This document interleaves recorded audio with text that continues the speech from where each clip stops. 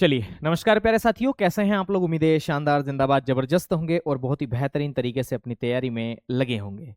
तो जल्दी से एक बार क्लास के साथ जुड़ेंगे ताकि आज के इस कक्षा की हम विधिवत रूप से शुरुआत कर सकें। और कल लास्ट टाइम हम क्या पढ़ रहे थे, तो एक बार उसका भी रिवीजन कर लेते हैं। नीति आयोग के बारे में हम लोग पढ़ना शुरू कर दिए थे, जो कि अपने आप में एक बहुत ही महत्वपूर्ण चैप्टर है। तो मेरे ख्याल से यही सब कुछ हम पढ़ रहे थे। 8वीं पंचवर्षीय योजना हम पढ़ चुके थे, है ना।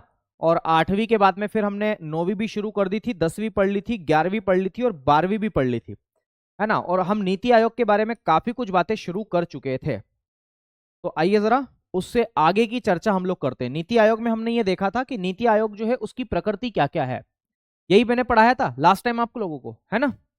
तो नीति आयोग की प्रकृति क्या क्या है इसके बारे में हमने डिस्कशन कराया था कि नीति आयोग की प्रकृति क्या क्या है। भैया बहुत बढ़िया, शानदार, हाँ जी बिल्कुल, ठीक है। ये स्थापना योजना आयोग के स्थान पर की गई थी। इसका पूर्ण रूप national institution for transforming India है ना। और ये राष्ट्रीय भारत परिवर्तन संस्थान हिंदी में कहा जाता है। वहीं पर इसकी प्रकृति गैर वैधानिक, गैर संवैधानिक, सांविधिक भी बोल सकते हैं, कार्यकारी बोल सकते हैं, सलाहकारी बोल सकते हैं, बौद्धिक संस्थान के नाम से भी आप इसे जान सकते हैं। मतलब कोई दिक्कत वाली बात नहीं है। इतना भर हमने आपको पढ़ा दिया था। अब इससे आगे की चर्चा मुझे आप लोगों को यहां पर करवानी है, ठीक है। तो आइए जरा अब मैं अगले बिंदु की बात करता हूं मेरे साथियों। यहां तक सब ओके है कि नहीं है ये बताओ। यहां तक सब ओके है। ये सब बातें मैं आपको पहले ही करवा चुका हूं, है ना। मैंने आपको पहले ही ये बातें करवाई है, लास्ट क्लास में आपको ये बताई थी। ओके,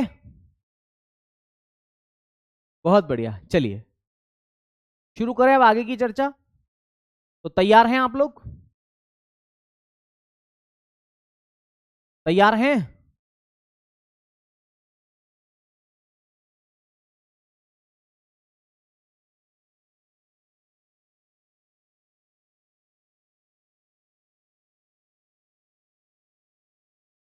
चलो अब हम इसकी संरचना के बारे में चर्चा कर लेते हैं कि इसका स्ट्रक्चर क्या है, ठीक है। इसका स्ट्रक्चर क्या है, तो हम अगला पॉइंट लिखते हैं इसकी संरचना को लेकर के कि नीति आयोग की संरचना क्या है। नीति आयोग की संरचना में क्या क्या चीजें हैं।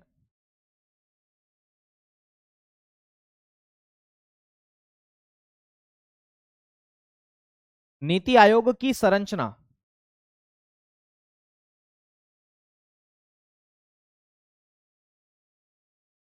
तो नीति आयोग की संरचना के बारे में, संरचना का मतलब है स्ट्रक्चर। तो स्ट्रक्चर ऑफ नीति आयोग,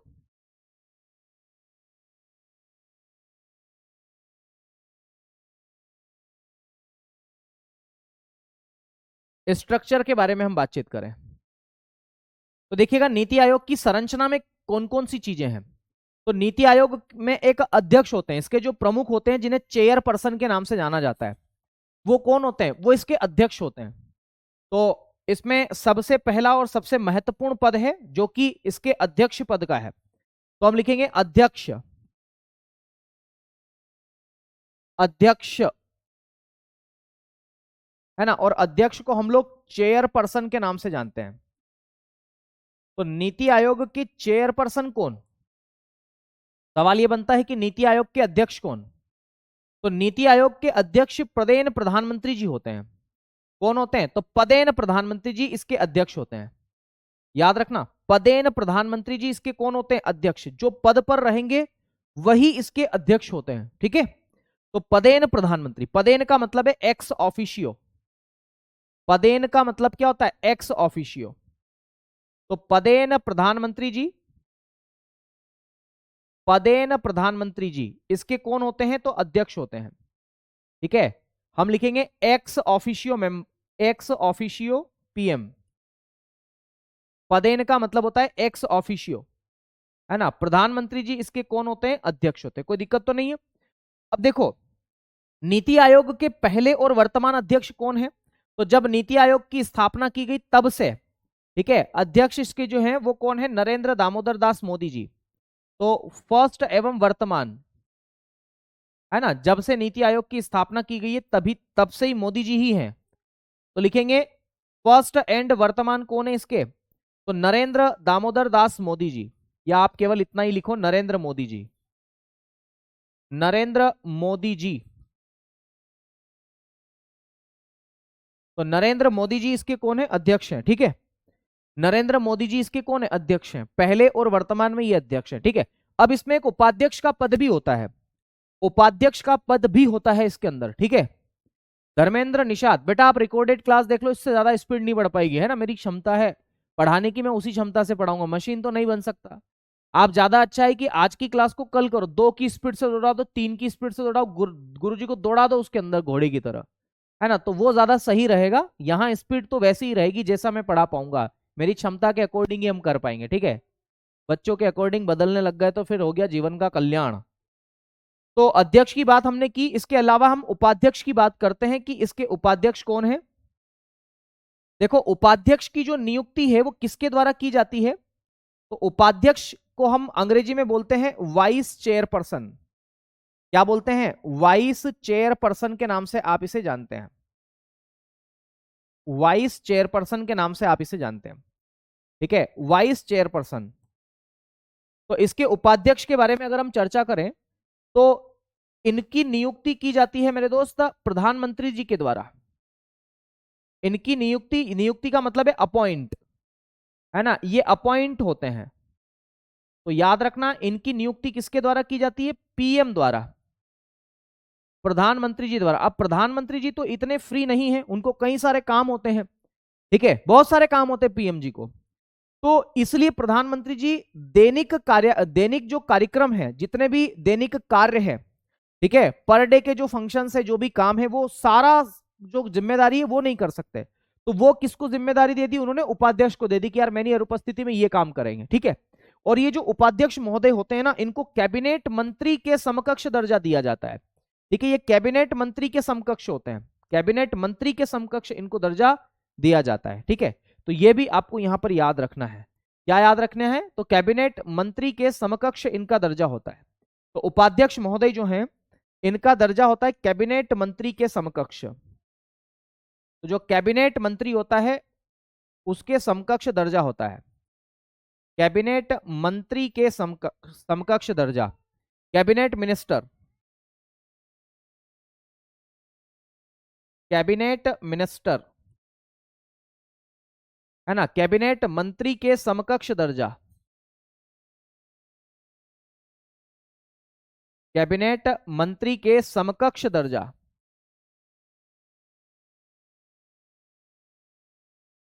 इनको दिया जाता है। ठीक है, तो कैबिनेट मंत्री के समकक्ष इनको दर्जा दिया जाता है। फिर ये क्या काम करते हैं? तो याद रखना, ये दैनिक कार्यों का संचालन करते हैं, जितने भी काम होते हैं वो सब यही निपटाते हैं। तो लिखेंगे दैनिक कार्यों का संचालन, दैनिक कार्यों का संचालन, दैनिक कार्यों का संचालन इनके द्वारा किया जाता है,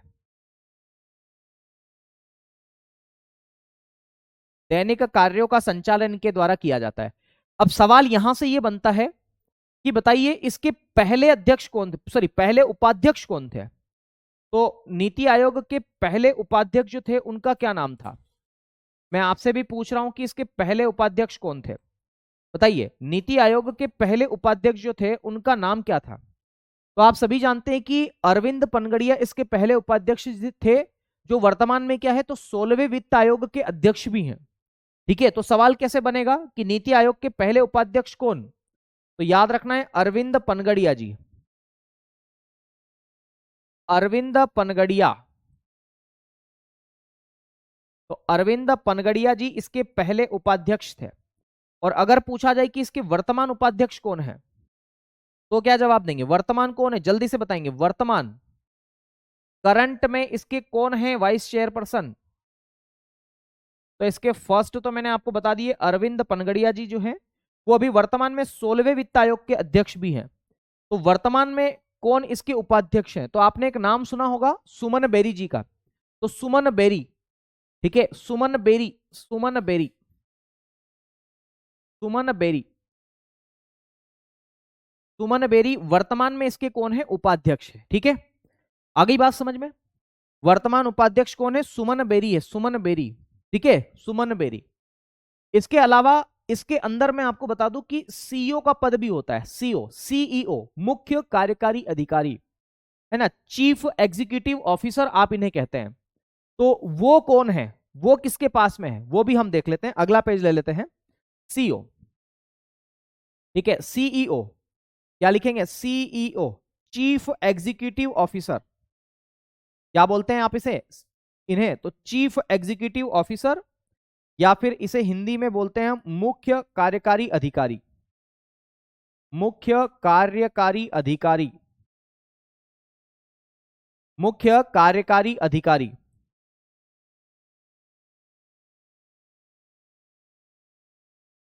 मुख्य कार्यकारी अधिकारी, ठीक है, सीईओ मुख्य कार्यकारी अधिकारी के नाम से आप इन्हें जानते हैं। और सीईओ जो है वो अंग्रेजी में क्या है, तो याद रखना chief executive officer, chief executive officer आप इन्हें कहते हैं।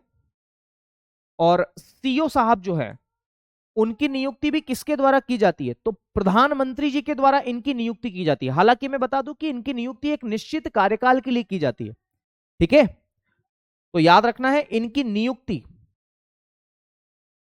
इनको अपॉइंट किसके द्वारा किया जाता है, तो इनकी नियुक्ति की जाती है अपॉइंट, अपॉइंट बोलते हैं इनको, अपॉइंट, है ना, वो किसके द्वारा की जाती है, तो पीएम के द्वारा इनकी नियुक्ति की जाती है। ठीक है, एक निश्चित कार्यकाल के लिए, एक निश्चित समय के लिए इनकी नियुक्ति की जाती है सीईओ साहब की। और ये जो सीईओ साहब रहते हैं, ये इनको दर्जा दिया जाता है भारत सरकार के सचिव के बिल्कुल समकक्ष। तो भारत सरकार जो है उनके सचिव के समकक्ष इनको दर्जा मिलता है। ठीक है, तो हम लिखेंगे भारत सरकार, भारत सरकार के सचिव के समकक्ष दर्जा, भारत सरकार के सचिव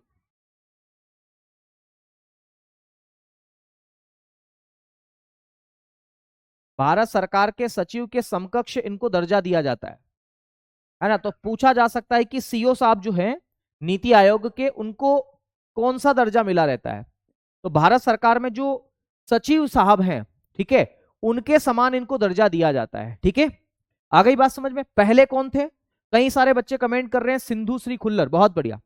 तो पहले इसके कौन थे, तो सिंधु श्री खुल्लर, है ना। तो पहले जो इसके सीईओ साहब थे उनका नाम क्या था, तो सिंधु श्री खुल्लर, बहुत बढ़िया।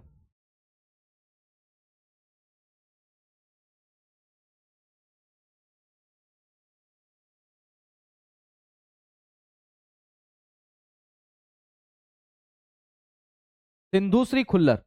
और वर्तमान में कौन है,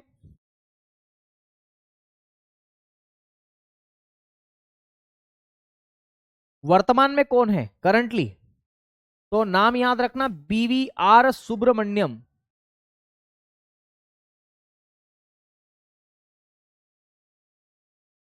बीवीआर सुब्रमण्यम वर्तमान में कौन है, तो बीवीआर सुब्रमण्यम, ये इसके सीईओ हैं। ठीक है, ये कौन है, इसके सीईओ, चीफ एग्जीक्यूटिव ऑफिसर आप इन्हें कहते हैं। ठीक है, तो ये वर्तमान में कौन है, इसके सीईओ है। ठीक है, आ गई बात समझ में। अब इसके अंदर ना पूर्णकालिक सदस्य भी होते हैं, फुल टाइम मेंबर। ठीक है, तो आइएगा जरा, अब हम बातचीत करते हैं। इसके अंदर कुछ पूर्णकालिक सदस्य होते हैं और ये पूर्णकालिक सदस्य अलग अलग अलग अलग क्षेत्रों में स्पेशलिस्ट होते हैं। याद रखना ये स्पेशलिस्ट हैं, अलग अलग क्षेत्रों के स्पेशलिस्ट हैं ये। ठीक है, तो अगला हेडिंग डालते हैं हम, पूर्णकालिक सदस्य। पूर्णकालिक सदस्य यही ऐसे हो सकता है, आओ लिखते हैं फुल टाइम मेंबर, पूर्णकालिक सदस्य आप इन्हें कहते हैं। पूर्णकालिक सदस्य,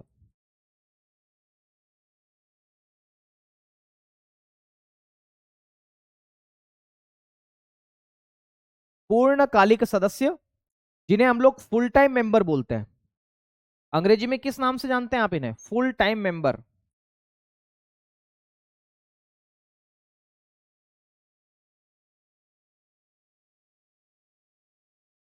फुल टाइम मेंबर्स के नाम से आप इन्हें जानते हैं। और ये जो पूर्णकालिक सदस्य होते हैं ये अलग अलग क्षेत्रों के स्पेशलिस्ट होते हैं। ठीक है, तो हम ये लिखते हैं ये अलग अलग अलग अलग क्षेत्रों के स्पेशलिस्ट हैं। तो अलग अलग क्षेत्रों के स्पेशलिस्ट, ये अलग अलग क्षेत्रों के स्पेशलिस्ट है, अलग अलग क्षेत्रों के विशेषज्ञ हैं, अलग अलग क्षेत्रों के विशेषज्ञ हैं। और मुझे जहां तक याद है अभी वर्तमान में 5 ये सदस्य हैं, है ना, पूर्णकालिक सदस्य 5 है। अभी राजीव गौबा जी को भी जोड़ा गया जो प्रशासनिक सुधार के विशेषज्ञ है, प्रशासनिक सुधार में उन्होंने बहुत सारे काम किए हैं इसलिए, ठीक है। तो पूर्णकालिक सदस्यों में अगर हम चर्चा करें तो सबसे पहले जो मेंबर हैं उनका नाम क्या है, तो याद रखना उनका नाम है आपका डॉक्टर वी के सारस्वत। क्या बोलते हैं? डॉक्टर वी के सारस्वत। ये डीआरडीओ के पहले प्रमुख रह चुके हैं। तो हम लिखेंगे डॉक्टर वी के सारस्वत, डॉक्टर वी के सारस्वत, डॉक्टर वी के सारस्वत, ठीक है। इनका नाम जरूर आपको याद रखना है, डॉक्टर वी के सारस्वत। और इनके बारे में क्या जानकारी रखना है हमें, तो इनके बारे में फिलहाल जो हमें जानकारी रखना है वो क्या रखना है,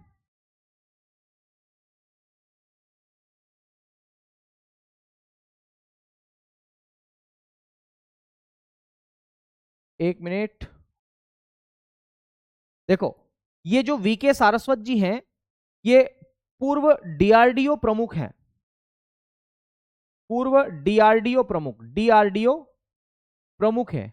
आप सभी मुझे कमेंट करके बताइएगा कि डीआरडीओ की स्थापना कब की गई, ठीक है ना। और ये दरअसल विज्ञान और प्रौद्योगिकी के विशेषज्ञ हैं। कौन है? विज्ञान एवं प्रौद्योगिकी विशेषज्ञ, तो साइंस एंड टेक्नोलॉजी स्पेशलिस्ट है ये, विज्ञान एवं प्रौद्योगिकी विशेषज्ञ,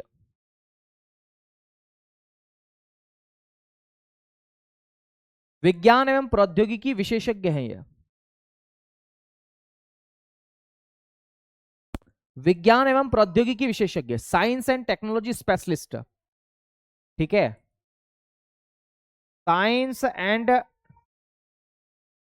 टेक्नोलॉजी के विशेषज्ञ हैं ये, याद रखना है ये विज्ञान एवं प्रौद्योगिकी के कौन है? विशेषज्ञ, ठीक है। तो स्पेशलिस्ट है। पहला नाम क्या मैंने बताया? डॉक्टर वी के सारस्वत।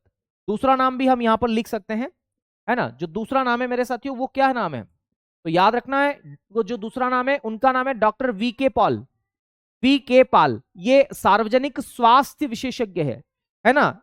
इनको स्वास्थ्य में, पोषण में, पोषण का मतलब है न्यूट्रिशन, न्यूट्रिशन, हेल्थ और जो पैंडेमिक बीमारियां है उसके मैनेजमेंट में इनकी अच्छी खासी भूमिका है, ठीक है। तो हम लिखेंगे डॉक्टर वी के पाल, डॉक्टर वी के पाल,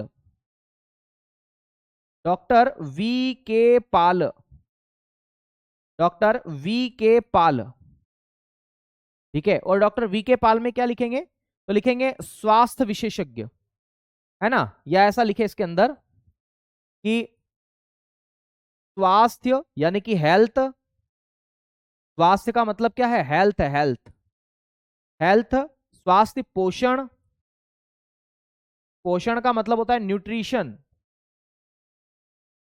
है ना, न्यूट्रिशन, न्यूट्रिशन, ठीक है। तो स्वास्थ्य, पोषण एवं एवं महामारी,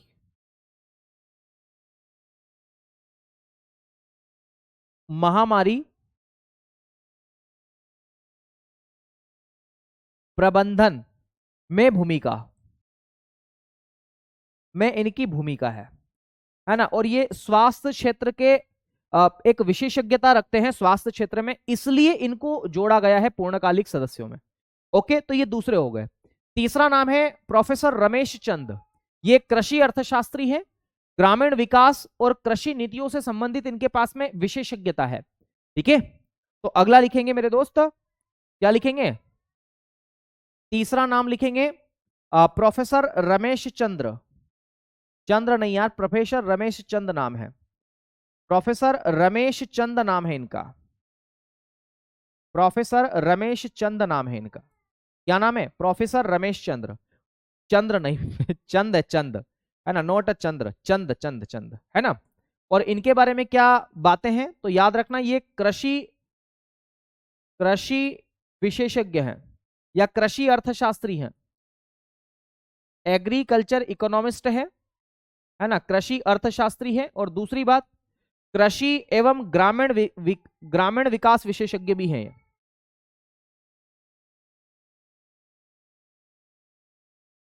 कृषि नीति एवं, कुछ बोलो बेटा, क्या है करते रहते हो, कुछ बोलो पापा मामा ऐसे। तो कृषि नीति एवं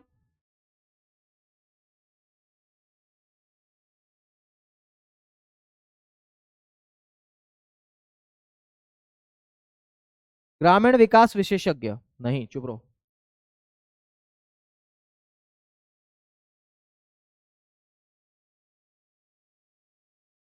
तो agriculture policy and rural development के स्पेशलिस्ट हैं ये। ओके, बहुत बढ़िया। तो आप लोगों को मैं यहां पर बता दूं कि agriculture policy and rural development के स्पेशलिस्ट हैं ये।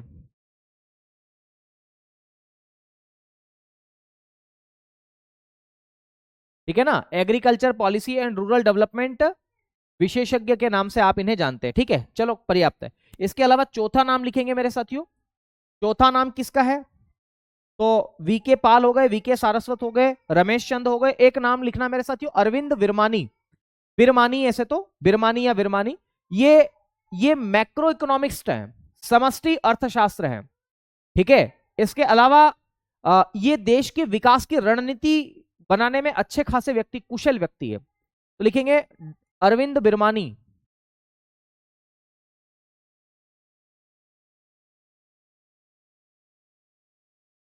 डॉक्टर अरविंद बिरमानी।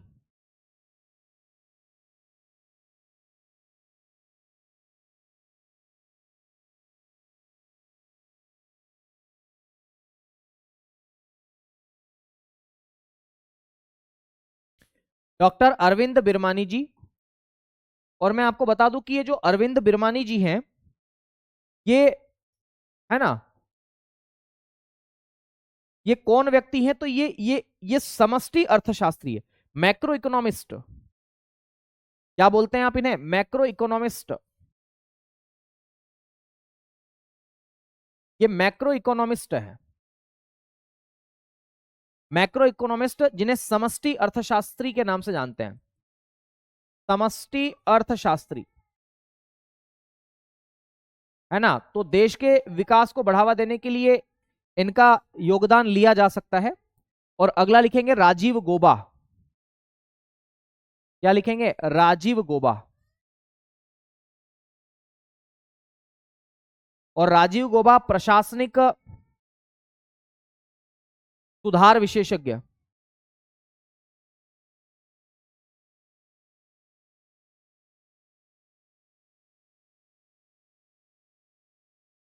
प्रशासनिक सुधार विशेषज्ञ है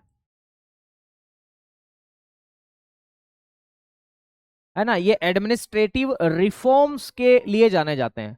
तो ये करीबन इसमें फुल टाइम मेंबर है। कौन है ये? फुल टाइम मेंबर है। ठीक है, चलिए, ओके, आ गई बात समझ में। तो ये इसके फुल टाइम मेंबर है, जो कि मैंने आपको बताने की कोशिश की है। अब अगली बात हम करते हैं मेरे साथियों, इसके अंदर कुछ पदेन सदस्य भी होते हैं, जो ऑलरेडी पद पर रहते हैं ना, वो सदस्य हैं इसके अंदर।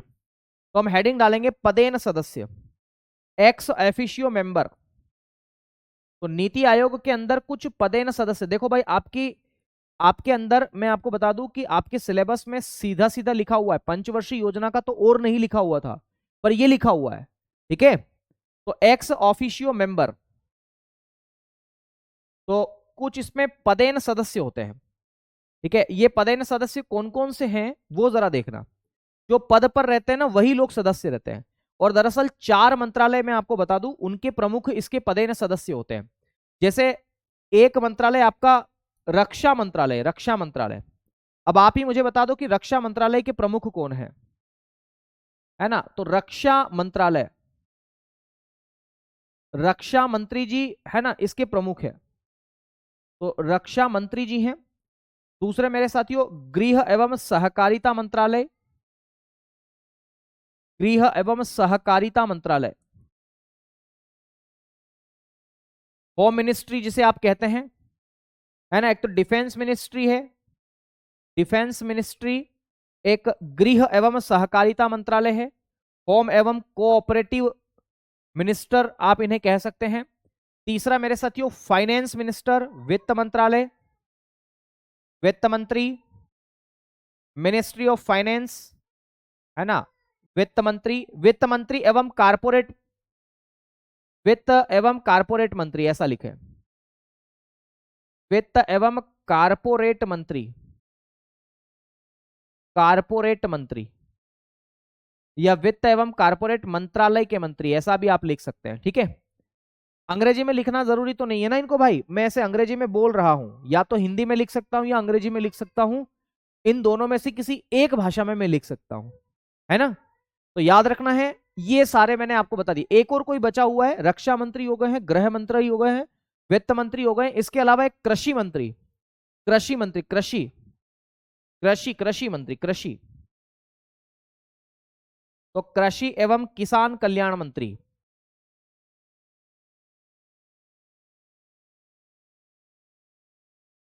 क्या हुआ, क्या हुआ, क्या हुआ? कृषि एवं किसान कल्याण मंत्री।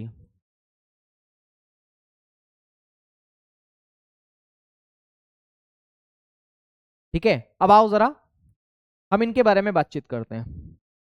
सबसे पहली बात तो रक्षा मंत्री कौन है? राजनाथ सिंह है, तो हम लोग लिखेंगे राजनाथ सिंह। तो राजनाथ सिंह, माननीय शब्द लगाना हो तो लगा लीजिएगा अपने अपने भाषाओं में, है ना। राजनाथ सिंह जी है ये रक्षा मंत्री, जो इस नीति आयोग के पदेन सदस्य भी हैं। ठीक है, फिर गृह मंत्री और सहकारिता मंत्री अमित शाह जी हैं, तो अमित शाह, माननीय अमित शाह जी। ठीक है, वहीं पर वित्त एवं कारपोरेट मंत्री है निर्मला सीतारमण जी, निर्मला सीतारमण जी, निर्मला सीतारमण जी। ठीक है, इसके अलावा कृषि एवं किसान कल्याण मंत्री के प्रमुख कौन है? तो शिवराज सिंह चौहान जी। जो भी पद पर होगा वो ऑटोमेटिकली नीति आयोग के पदेन सदस्य हो ही जाएंगे। ठीक है, तो शिवराज सिंह चौहान जी ये एमपी के हैं, शिवराज सिंह चौहान। ठीक है ना, तो ये इसके कौन है? ये पदेन सदस्य हैं। तो ये पदेन सदस्यों की संख्या कितनी है? 4 है। ओके, बहुत बढ़िया। ठीक है ना, चलिए इसके अलावा अगर मैं बातचीत करूं तो हम इसके अंदर ये भी देख सकते हैं, इसमें कुछ आमंत्रित सदस्य भी होते हैं। आमंत्रित उनको इनविटीज बोलते हैं, तो स्पेशल इनविटीज आप इन्हें कह सकते हैं, विशेष आमंत्रित सदस्य। क्या बोलेंगे? विशेष आमंत्रित सदस्य। ठीक है, तो हेडिंग डालेंगे विशेष आमंत्रित सदस्य, लिखेंगे विशेष आमंत्रित सदस्य, स्पेशल इनविटीज, विशेष आमंत्रित सदस्य, विशेष आमंत्रित सदस्य।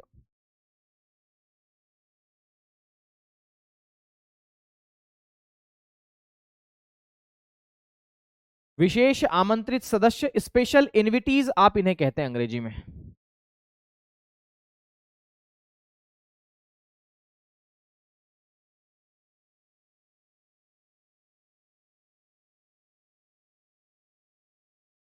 ठीक है, तो कौन कौन है इसके अंदर विशेष आमंत्रित में? तो एक व्यक्ति का नाम है जेपी नड्डा जी, है ना, जेपी नड्डा जी जो स्वास्थ्य एवं परिवार कल्याण मंत्री है। ठीक है, तो पहला नाम क्या लिखेंगे? जेपी नड्डा।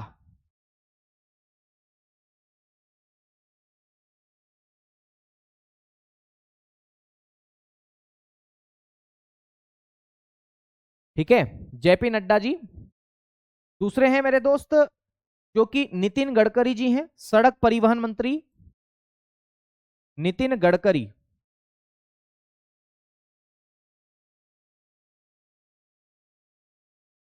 नितिन गडकरी जी।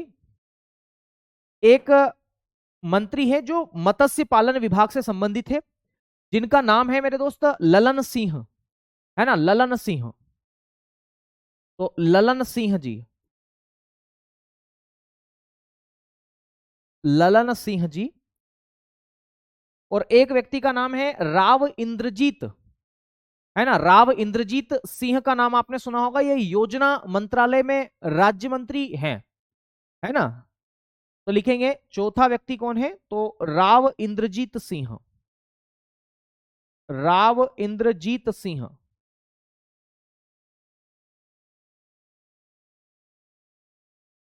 तो राव इंद्रजीत सिंह ये चौथे व्यक्ति हैं। और एक और व्यक्ति है जिनका नाम है मेरे दोस्त एच डी कुमार स्वामी, ये भारी उद्योग से संबंधित है। ठीक है, एच डी कुमार स्वामी, एच डी कुमार स्वामी।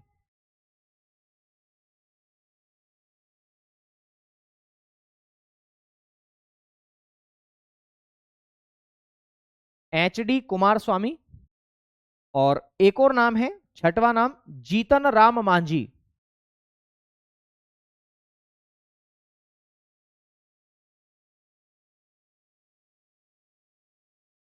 जीतन राम मांझी जो है, इनका संबंध किससे है? तो याद रखना ये एमएसएमई से है। एमएसएमई का मतलब होता है micro small and medium enterprises, है ना। ये सूक्ष्म लघु और मध्यम उद्योग से संबंधित है।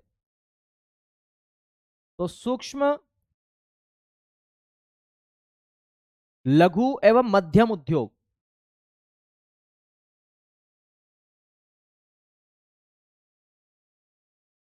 उद्योग भी बोल सकते हैं, उद्यम भी बोल सकते हैं। एच डी कुमार स्वामी जो है, इनका संबंध किससे है? तो इनका संबंध है हैवी इंडस्ट्रीज से, तो भारी उद्योग से संबंधित है, भारी उद्योग। और मैंने बताया कि ललन सिंह जी जो है, अच्छा राव इंद्रजीत सिंह कौन है? तो मैंने बताया था कि योजना मंत्रालय में राज्य मंत्री है, तो लिखेंगे योजना मंत्रालय, योजना मंत्रालय, है ना, में राज्य मंत्री है, ये राज्य मंत्री है। और ललन सिंह जी ये मत्स्य पालन से संबंधित है। मत्स्य मतलब मछली, मत्स्य पालन, फिशिंग बोलते हैं, है ना। और नितिन गडकरी जी क्या है? तो याद रखना सड़क परिवहन मंत्री, ये सड़क परिवहन विभाग से हैं। और जेपी नड्डा जी स्वास्थ्य, क्या लिखेंगे, स्वास्थ्य एवं, या ऐसा लिखो स्वास्थ्य मंत्रालय, स्वास्थ्य मंत्री आप लिख लो केवल, ठीक है। तो ये विशेष आमंत्रित सदस्य हैं इसके अंदर, स्पेशल इनविटीज आप इन्हें कहते हैं, ठीक है। कोई दिक्कत तो नहीं, ठीक है ना, ये स्पेशल इनविटीज है। इसके अलावा अगर हम बातचीत करें तो इसके अंदर गवर्निंग काउंसिल भी होती है ना। इसके अंदर कौन होती है? गवर्निंग काउंसिल, ठीक है। क्या होती है इसके अंदर? गवर्निंग काउंसिल होती है। गवर्निंग काउंसिल को हम बोलते हैं शासी परिषद। जो क्या करती है? तो जो नीति को बनाती है या देश के अंदर क्या बेहतर है उसका उसका डिसीजन लेती है।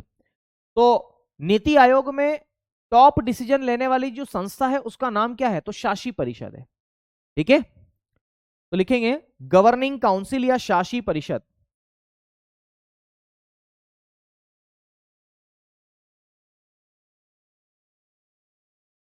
शासी परिषद।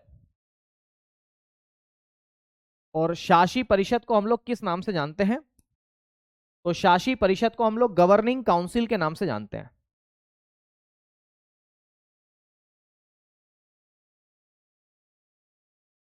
गवर्निंग काउंसिल, गवर्निंग काउंसिल, है ना। शासी परिषद आप इसे कहते हैं। क्या बोलते हैं आप इसे? शासी परिषद के नाम से जानते हैं, ओके। तो आइए जरा गवर्निंग काउंसिल, गवर्निंग काउंसिल के प्रमुख कौन है? इसके अध्यक्ष कौन होते हैं? तो गवर्निंग काउंसिल के अध्यक्ष होते हैं प्रधानमंत्री जी। तो गवर्निंग काउंसिल के जो अध्यक्ष होते हैं, चेयरपर्सन होते हैं, वो कौन होते हैं? तो प्रधानमंत्री जी इसके अध्यक्ष होते हैं, याद रखना है।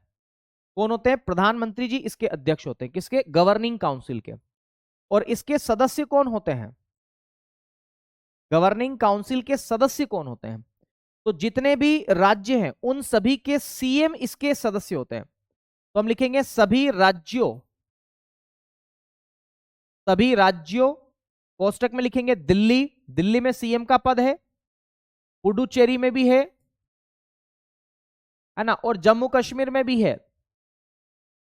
सभी राज्यों दिल्ली, पुडुचेरी एवं जे एंड के है ना, के मुख्यमंत्री,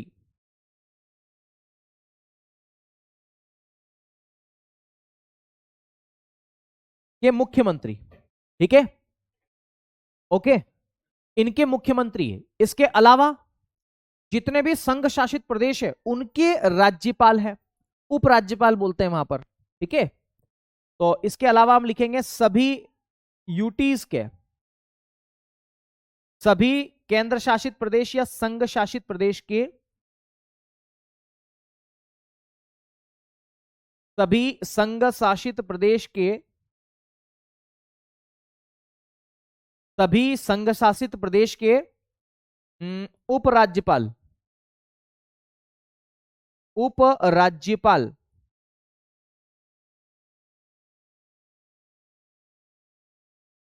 सभी संघ शासित प्रदेश के उपराज्यपाल, ओके, आ गई बात समझ में।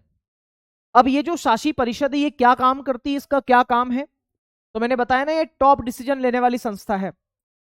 तो हम लिखेंगे इसके कार्य, इसके कार्य क्या है, कार्य बोले तो फंक्शन, इसके फंक्शंस क्या है, तो लिखेंगे यह सर्वोच्च निर्णय लेने वाली संस्था है, यह शीर्ष निर्णय, टॉप लेवल के डिसीजन, यह सर्वोच्च निर्णय या शीर्ष निर्णय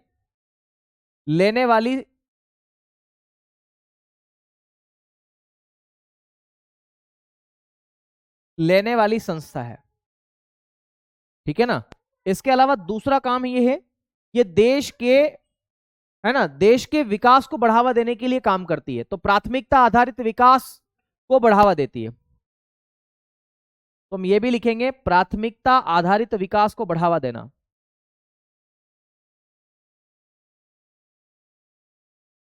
प्राथमिकता आधारित विकास, प्राथमिकता आधारित विकास,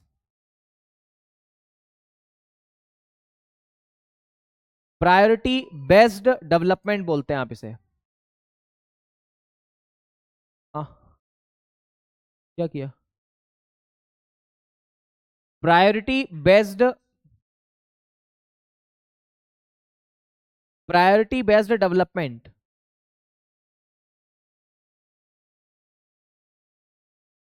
है ना, प्राथमिकता आधारित विकास को बढ़ावा देना। ये ऊपर एरो है, इसका मतलब है बढ़ावा देने की बात कर रहा है, ठीक है। तो ये गवर्निंग काउंसिल के बारे में मैंने बताया, ठीक है। सर ये 3 यूटी क्यों कोष्टक में किए हैं, क्योंकि यहां पर किशन भाई, यहां पर ना मुख्यमंत्री जी है, इसलिए इसको हमने कोष्टक में किया है, ठीक है। पकड़ो इसको,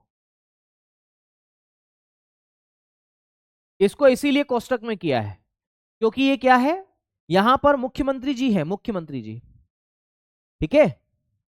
चलो, इसके अलावा इसके अंदर ना क्षेत्रीय परिषद भी होती है, रीजनल काउंसिल आप इसे बोलते काउंसिल। तो हम अगला लिखेंगे मतलब ये तो हो गया शासी परिषद, शासी परिषद के अलावा इसके अंदर होती है क्षेत्रीय परिषद, है ना, जो अलग अलग क्षेत्रों के मुद्दों को सोल्व करती है, ठीक है।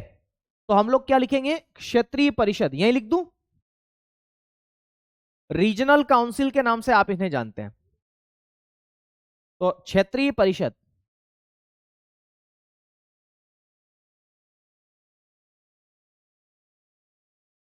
क्षेत्रीय परिषद,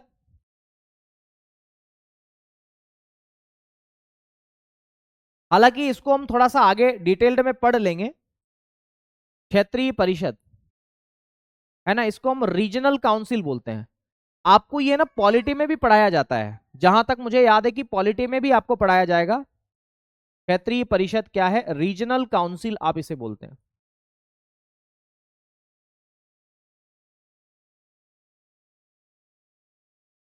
रीजनल काउंसिल, और रीजनल काउंसिल जो होती है ये अस्थायी प्रकृति की होती है, टेम्परेरी होती है ना। प्रधानमंत्री जी इसमें ऐसे मुद्दों को लेते हैं, विशिष्ट मुद्दों को, स्पेशल टॉपिक लेते हैं, जो क्या करते हैं, जो डिस्प्यूट में है, उनको इसके अंतर्गत लेते हैं, ठीक है। तो मैं आपको इसके लिए एक बात यहां पर बताना चाहूंगा कि जो रीजनल काउंसिल होती है ना, वो अस्थायी प्रकृति की होती है। ठीक है, चला जा।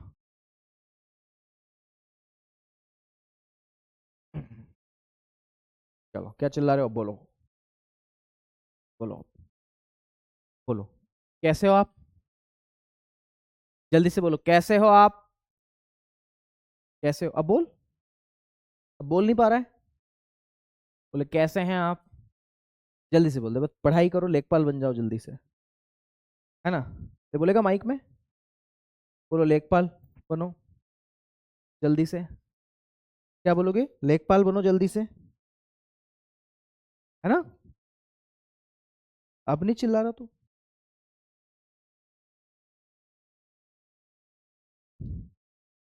चुप रहना बेटा, इतना चिल्लाएगा तो मैं क्लास से भगा देता हूँ। बैठ जा। चलो, बढ़े आगे। तो रीजनल काउंसिल, इसके बारे में थोड़ी सी बातें करते हैं, क्या है। तो रीजनल काउंसिल में हम लोग सबसे पहले तो ये समझते हैं कि ये अस्थायी प्रकृति की होती है, टेम्परेरी होती है, टेम्परेरी, अस्थायी होती है। टेम्परेरी आप इसे बोलते हैं, क्या बोलते हैं? टेम्परेरी।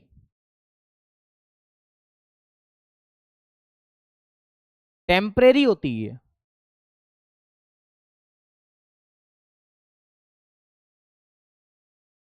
दूसरी बात इसके अंदर आपको यह भी याद रखना है कि ये जो रीजनल काउंसिल होती है ना, ये क्यों गठित की जाती है?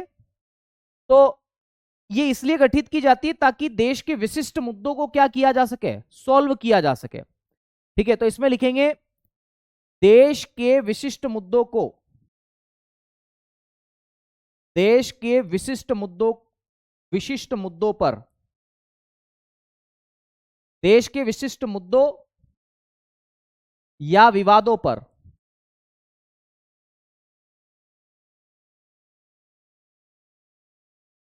विवाद का मतलब डिस्प्यूट होता है ना, तो देश के विशिष्ट मुद्दों या विवादों पर, है ना, आम सहमति के लिए बनाई जाती है।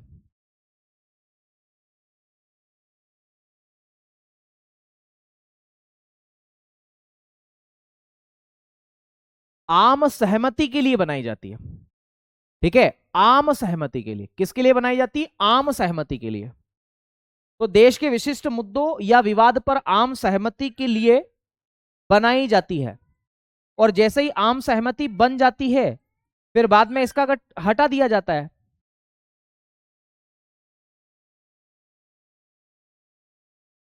अब ये विशिष्ट मुद्दे कौन कौन से हैं, हमें तो ये देखना है ना, ये मुद्दे कौन कौन से हैं जिसके लिए इसको बनाया जाता है। तो याद रखना, ये मुद्दे कौन कौन से हैं, ये विशिष्ट मुद्दे कौन कौन से हैं। तो जैसे नदी जल विवाद, नदी जल विवाद है इसके अंदर। नदी जल विवाद क्यों होता है? तो वाटर, रिवर वाटर डिस्प्यूट आप इसे बोल सकते हैं, क्योंकि लड़ाइयां हो जाती नदियों के आधार पर भी कि भाई ये नदी मेरे यहां ज्यादा बहती है तो मैं इसका ज्यादा पानी उपयोग करूंगा, मैं बांध बनाऊंगा। सही कि गलत है? इसके अलावा और क्या क्या मुद्दे हो सकते हैं? इसके अलावा क्षेत्रफल का मुद्दा हो सकता है ना, तो क्षेत्रीय सीमा का विवाद हो सकता है, या ऐसा लिखो खाली सीमा विवाद, सीमा का विवाद। यह सीमा हैदर नहीं है, याद रखना है। फिर वनावरण, वनावरण विवाद की यार ये तो हमारे क्षेत्र में आता है वन, या प्राकृतिक विवाद भी आप कह सकते हैं, जैसे अरावली कहां कहां है। ठीक है, तो ऐसे कुछ विशिष्ट मुद्दे हैं जिन पर क्या किया जाता है, आम सहमति बनाई जाती है।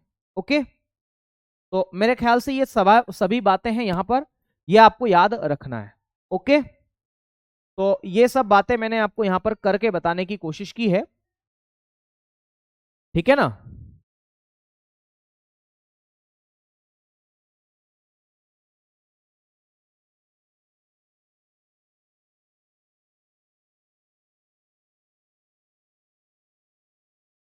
हम्म, ठीक है, ये विशिष्ट मुद्दे इसके। अब हमें ना इसके बारे में ये समझना है कि इसके अगली बात, ये सब हमारे कंप्लीट हो गए हैं। इसके बाद में हम बात करते हैं नीति आयोग के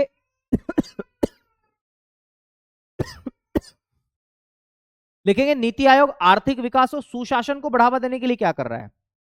तो हेडिंग डालेंगे नीति आयोग जो है वो सुशासन को बढ़ावा देने के लिए क्या कर रहा है भाई।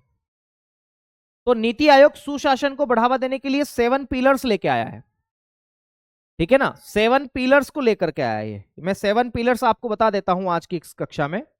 ये 7 पिलर्स कौन कौन से हैं, इनको आप लिख करके ले आना कल, ठीक है। तो मैं यहां पर इसकी चर्चा कर देता हूं। तो लिखेंगे सुशासन को बढ़ावा देने के लिए, सुशासन का मतलब होता है गुड गवर्नेंस। सुशासन है ना, सुशासन का मतलब क्या होता है, गुड गवर्नेंस।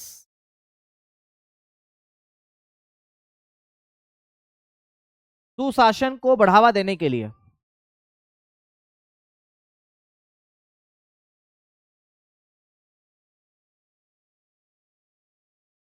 सुशासन को बढ़ावा देने के लिए नीति आयोग क्या लेकर के आया है। तो याद रखना नीति आयोग लेकर आया है 7 पिलर्स।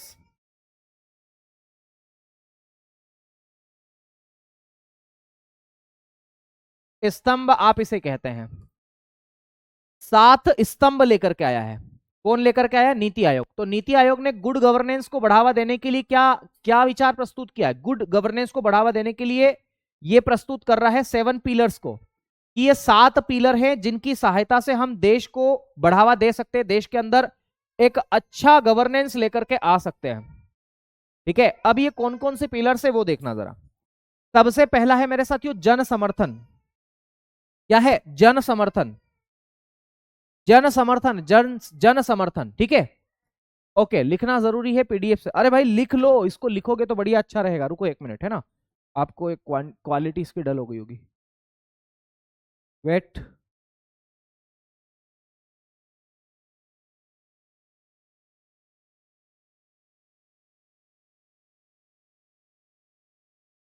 ओके देखिएगा अब ठीक होगी क्वालिटी। वो ब्लैक बैकग्राउंड से डायरेक्ट आ गया ना बीच में। सुनो, ये सुशासन को बढ़ावा देने के लिए क्या कर रहा है। तो सुशासन को बढ़ावा देने के लिए इसने 7 पिलर्स दिए हैं। सबसे पहला पिलर्स जो है उसका नाम है जन समर्थन, प्रो पीपल। याद रखना है, जन समर्थन सबसे पहला पिलर है। जन समर्थन का मतलब क्या होता है, नागरिकों की आकांक्षाओं को पूरा करने को प्रायोरिटी देना, नागरिकों की जो इच्छाएं हैं उसको पूरा करना। क्या बोलता है ये, नागरिकों की इच्छाओं को पूरा करना, है ना। तो ये पहला है जिसका नाम क्या है, तो याद रखना जन समर्थन। दूसरा है सक्रियता। सक्रियता का मतलब है समस्याओं का इंतजार करने के बजाय नागरिकों की आवश्यकताओं के प्रति पहले से ही सक्रिय रहना, कि नागरिकों को क्या क्या समस्याएं आ सकती है और उस समस्या का क्या करना, समाधान करना। तीसरा है भागीदारी, जिसे बोलते हैं पार्टिसिपेशन।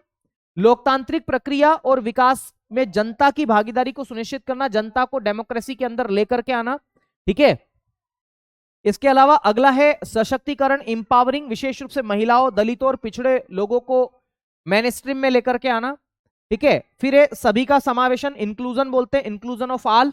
इसका मतलब होता है जाति, धर्म, लिंग भेदभाव के बिना सभी को शामिल करना, है ना। अंत्योदय की भावना को अपनाना, ओके। फिर छठवां है समानता, इक्विलिटी बोलते हैं, सभी को एक जैसे अवसर उपलब्ध करवाना, सबके सामने साथ रखना, है ना, मतलब सबको समानता का दृष्टिकोण दिखाना। फिर मेरे साथियों 7वां है पारदर्शिता।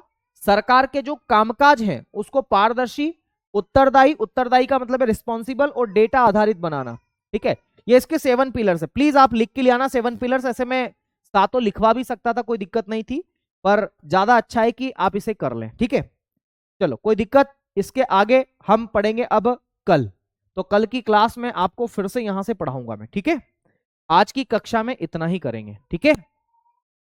चलिए, ओके, है ना, कल इसका एक बार रिवीजन भी करवा देंगे, चिंता मत करो, ठीक है। नमस्कार, शुक्रिया, धन्यवाद। चलिए मिलते हैं आपसे कल, ठीक है, ओके।